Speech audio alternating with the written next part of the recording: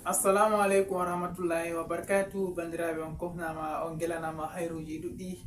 duniya be lahira. Momoɗon biyeteɗo Abdul Qadir Abubakar inchallah.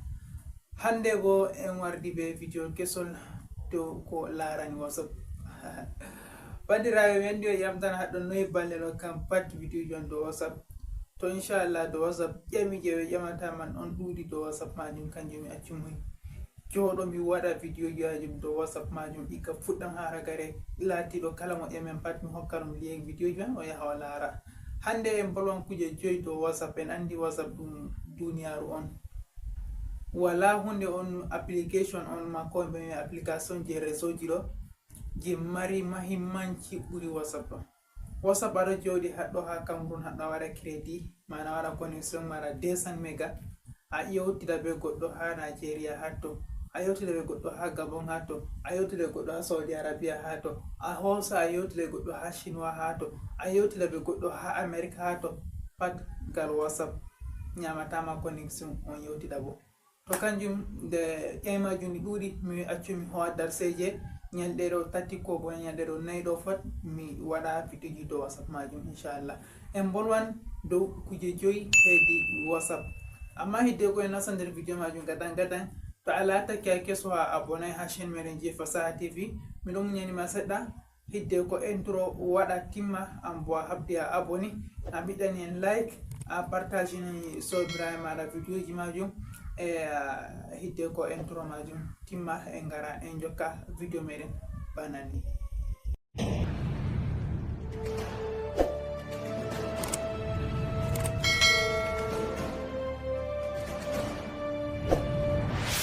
To kadi bandiraɓe laroɓe video je en ɓawa intro en nasta nder video majum en jaa en dara ɗum ɗume giɗɗen wolwango hande hedi WhatsApp. Nder kujeji joyi je en kaɓi wolwango aranon majum ko giɗɗen wolwango bana ni en bolwanan irum masalan groupe.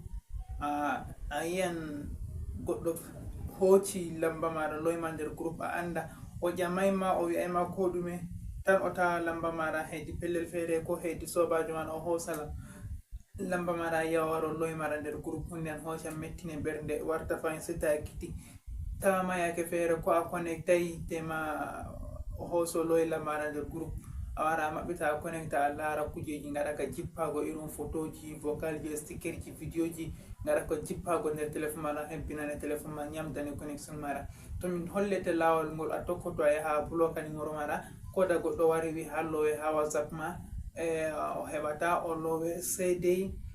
laato o yerɓanima invitation groupe majum. To fottanima nasta, to fottanayma bo a joɗo a nastay groupe majum. En jaa en dara video majum no haɓɓi latorako bandiraɓe. To bandiraɓe assalamu aleykum warahmatullah, kon giɗɗen hollugo nder WhatsApp bana en holwino ha fuɗɗam video meɗen. Ɓawata nasti nder WhatsApp maɗa sey ngara nasta ha toɓɓon taton kon geta ha dow ɗo hedi jungo ma nyamo. To a ini dow makon sey jippora ngara nasta parametre téléphone maɗa. To a nasti parametre sey ngara nasta ha privacy je ɗo ɗon giyata privacy ɗo. To a nasti ha privacy sey jippoɗa ha les, a yippake ha les ngara ngiya nda ɗo groups ɗo on giɗɗen wollugo. To a nasti ha groupe waddante bana ni a yi haɗo everyone mana kala ko lamba mo marɗa fu,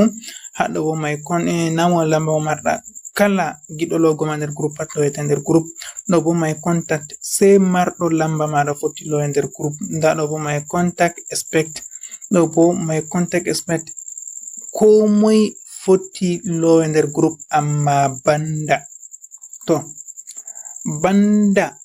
banda man ɗo sey ngara iya haɗɗo banda mo wala lamba. To a i haɗɗo a koshidi ɓe pat maɓɓe sey ngara iya ha flashel je ngiyata ɗo ɗo. To a i hatton to shikenan wala pottuɗo lowe ha groupe. To o loyete nder groupe ma sey de wakkati to lowe maɗa so yerɓane invitation groupe. To a yiɗi nasta to fottanma, to fottanay bo ma bo a wala haje nastugo groupe majum.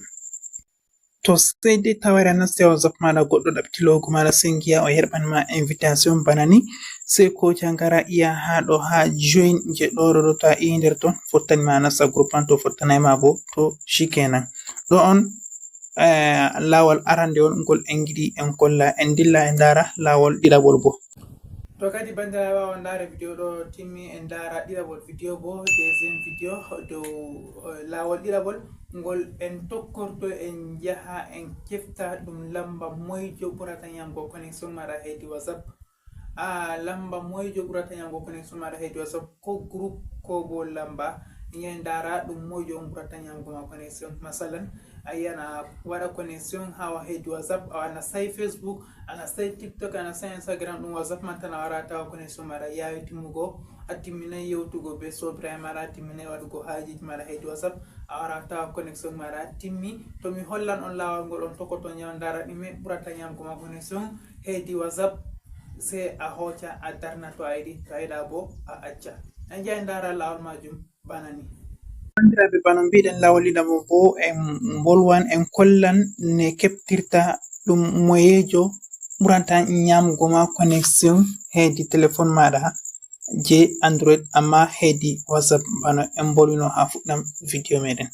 En nasta nder WhatsApp meɗen bana ni, sai en gara en nasta ha toɓɓonta ton kon gewton ha dow to nasti ha toɓɓonta ton gara nasta parametre.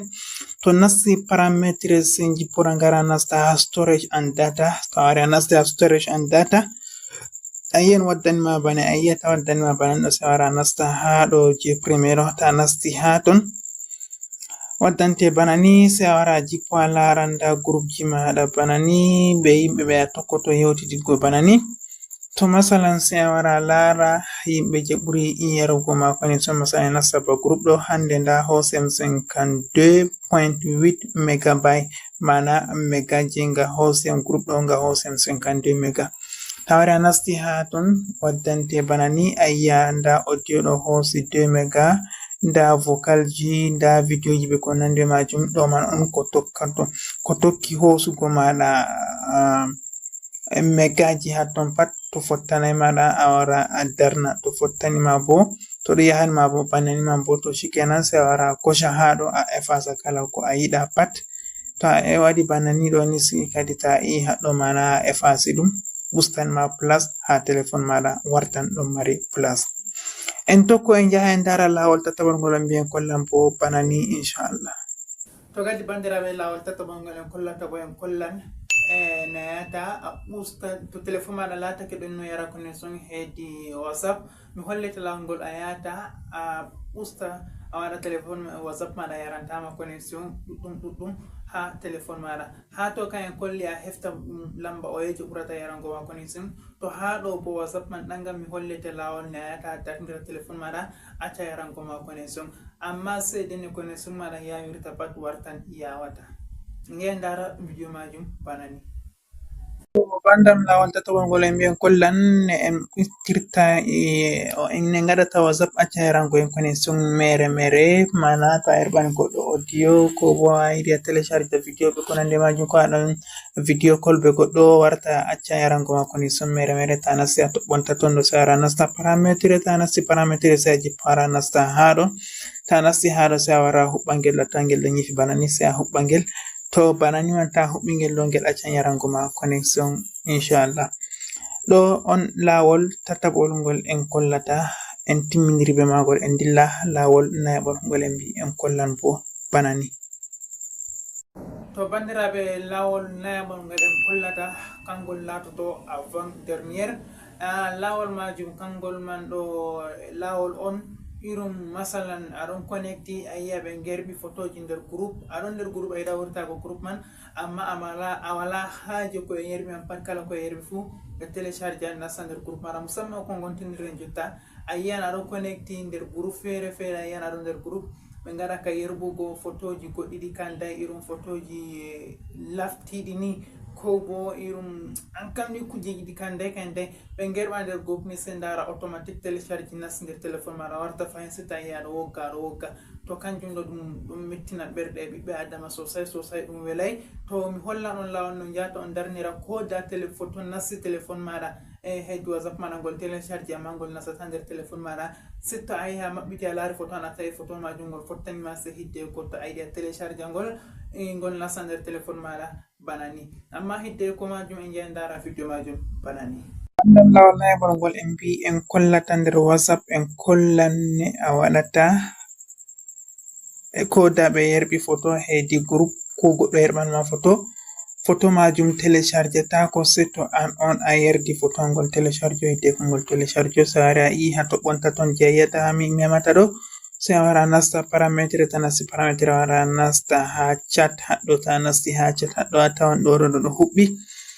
ta tawi ɗo huɓɓi bana ni sai a wara a nyifa to a nyifi banni kala photo je ɓe yerɓi hedi WhatsApp chat nastata téléphone maɗa sai to a lari photo on to fottan ma a télécharge a nastina nder téléphone maɗa. En timmidiri be lawol ngol bo en dilla en kolla lawol joyabol ngol en mbi en kollata bana ni. To kadi bandiraɓe video meɗen ɗo ragare video meɗen lawol ragarol ngol en mbi en kollata en giɗa videoji meɗen ɗi juuta lawol ragarol majum en jahan en kolla ne a waɗata bloka kala ko e gerɓata hedi téléphone maɗa ko bo kala ko e gerɓe hedi nder téléphone maɗa télécharge automatique nasta téléphone maɗa ko a ɗo connecti ko a connectaki mana ko a ɗo connecti aɗo nder WhatsApp ma automatique to e gerɓi kuje télécharge a nasta nder téléphone maɗa mala ko aɗo connecté aɗo nder WhatsApp ma to e yerɓi kuje automatique nasta nder téléphone maɗa ko a wala ɗo nder WhatsApp ma masala aɗo connecté amma aɗo hedi Facebook ɓe gerɓi hunde nder WhatsApp automatique télécharge an nasta téléphone maɗa to a yiɗi a accan banni to a yiɗa bo a accata ittan an andi WhatsApp ɗon mari automatique photo on to en gerɓi automatique ɗo télécharge nasta téléphone meɗen to mi holla ɗon no gatta on télécharge audio vidéo document application kala ko en geri pat automatique télécharge a téléphone maɗa to a yiɗa bo a itta ɗo on ragare vidéo majum en jaha en dara hidde ko en loro en gara en jaɓɓotira bana ni. To kadi bandiraɓe bano mbiɗen en kollan ne a yata a lara ekkito ne watta to irada photoji télécharge nder téléphone maɗa automatique ko videoji be ko nandi majum holla non lawol no yata on bloka ɗo man ko bo to on yiɗi télécharge automatique vidéo audio document ji télécharge automatique fere muɗum en gara en nasta ha toɓɓonta ton ha dow banon bowɗen to en nasti ha toɓɓon majum ɗo sai en gara en nasta ha parametre de nasti parametre sai en jippo les en gara en nasta ha storage and data je ɗo mi tammini on dari ha en nasti afon nda haɗɗo garta en nasta to en nasti ha ton so on jippo on gara on dara nda ɗum haɗɗo